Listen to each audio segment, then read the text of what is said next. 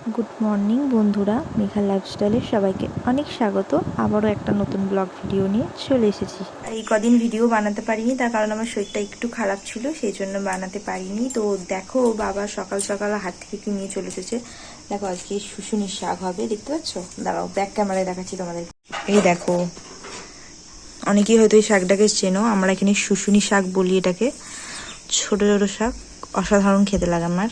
আজকের মেনুতে হবে শুশুনি শাক ভাজা, আর এখানে মা পটল কেটে রেখেছে, পটল দিয়ে আলু দিয়ে মাছ দিয়ে ঝোল হবে।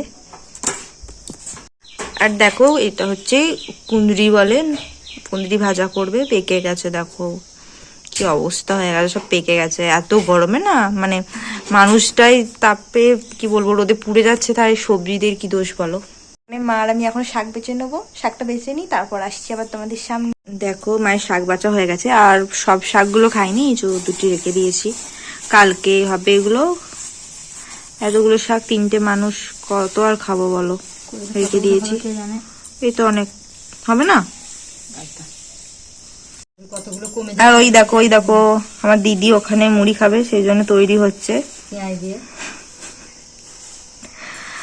আর এখানে দেখো, দেখতে পাচ্ছ ধানগুলো সব শুকাতে দিয়ে দিয়েছে, কারণ এই ধানগুলো ভাঙাতে যাবে। আমার মেয়ের অন্নপ্রাশনে পায়েস করবে, সেই জন্য ধানগুলো এখানে রোদে দিয়েছে। দেখতে পাচ্ছ এখানে মা ফুল তুলে নিয়ে চলে এসেছে।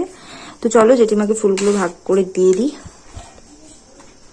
আর আমাদের বাড়ির পেছনেই দেখতে পাচ্ছ এত জবা ফুল ফোটে, আর এখন গরমের কারণে বেশি ফুটছে না, নাহলে এই ঝাঁকিটা পুরো ভর্তি হয়ে যায়। তো চলো এরপর স্নান করে পুজোটা করবো।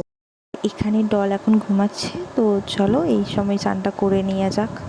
তো আমি স্নান করে চলে এসেছি, আর এখন আমি রেডি হয়ে নিচ্ছি, এরপর পুজো দেব। আর আমার মেয়েকে আমি প্রতিদিন স্নান করাই 10টা থেকে 11টার মধ্যে। তো ওকে সব দিন আমি স্নান করাই না, ওকে একদিন গায়ে জল ঢালি, আর একদিন হচ্ছে গা মুছিয়ে দেয় মা। ও হওয়ার পর থেকে ওকে এভাবেই ওকে প্রতিদিন স্নান করায়।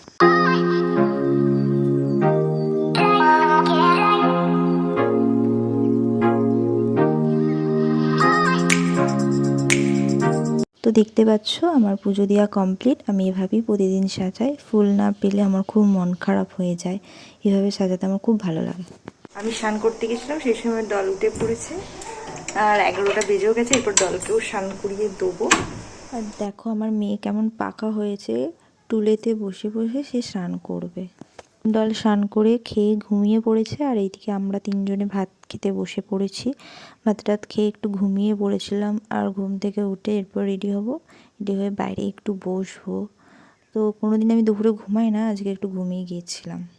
দেখো আমার মেয়ে রেডি হচ্ছে এখানে, ওর তো 1 ফিট চুল হয়ে গেছে, ও চুল আঁচড়াচ্ছে, দিদুনের কাছে সাজুগুজু করবে। আর দেখো ওর মাসি দাঁড়িয়ে আছে, ওকে নিয়ে যাবে বলে।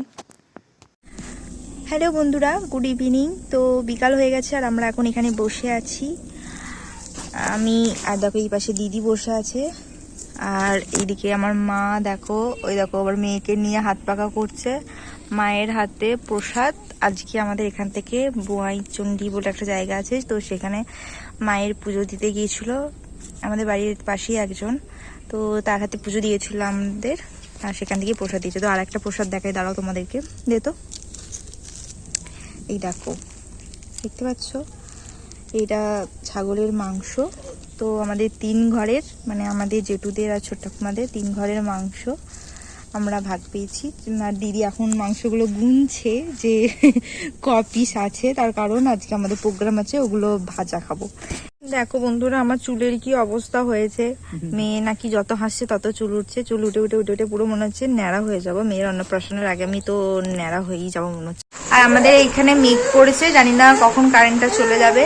তো আমরা এখানে বসে আছি সবাই, সন্ধ্যা হয়ে গেছে, আড্ডা দেবো। এরপর বাবা আসলে মুড়ি খাবো, আর মা ওখানে ওই যে আমাদের গোয়াল যাচ্ছে, মা দেখো ওই যে বালতি নিয়ে খাওয়াতে যাচ্ছে, গোয়াল যাচ্ছে। আর এখানে আমি বসে আছি, বিদ্যুৎ চমকাচ্ছে, মনে হচ্ছে যখন তখন কারেন্টটা চলে যাবে। আর এখানে মেয়ে খেলা করছে, তো চলো ওকে কোলে নিয়েও কান্নাকাটি করছে।